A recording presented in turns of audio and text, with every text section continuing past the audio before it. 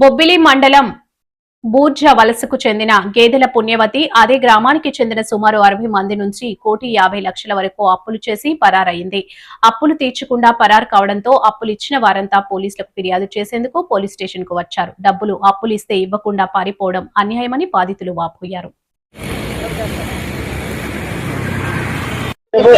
గేదెలు ఆరనమ్మా పుణ్యవతికి డబ్బులు ఇచ్చాం బాబు. గేదెలు పుణ్యవతికి మేము కష్టపడి పొద్దుల్లా కష్టపడి చెమట ఊడ్చిపోసి నీ కూలికి వెళ్ళి తెచ్చి రూపాయి కొడేసి ఆవిడేమో దాచుకుంటాము. మా ముసలోళ్ళు మేము కష్టపడి మమ్మల్ని ఊరు చూడడానికి మేము దాచుకుంటామైతే మా దగ్గర దాస్తామని ఆవిడ తీసుకొని మమ్మల్ని ఇక అల్లా కొల్లలు పెట్టి డబ్బులు అడిగితే ఇవ్వకుండా పలారైపోయింది.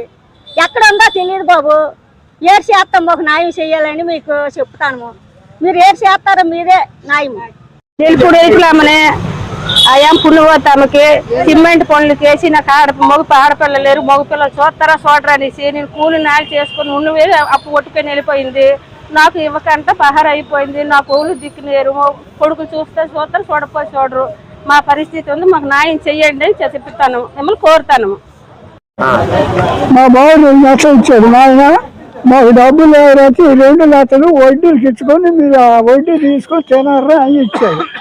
మా ఇంటి పక్కన ఉంది కాబట్టి ఈ అమ్మకి ఇచ్చింది మా ఆవిడ ఇచ్చిన 1 సంవత్సరం ఇచ్చింది వడ్డీలకు బాగలేదు. దుకాణం పెట్టింది. మరి ఇప్పుడైతే మరి అవి పడుకుంటుంది, అక్కడ ఎక్కర్లేదు, ఎవరు చెప్పరు. అయితే దేవెక్కలు కూడా ఉన్నారు కానీ వాళ్ళు చెప్పుకుంటున్నారు, అంతేనా? మరణ చచ్చిపోతానేమో పుణ్యవతికి డబ్బులు ఇచ్చాను రూపాయి ఎండలో మరిపోయి కష్టపడి మా భవిష్యత్తుకు ముసలి పురుగులు చూస్తారని దాచుకొని ఇచ్చాము.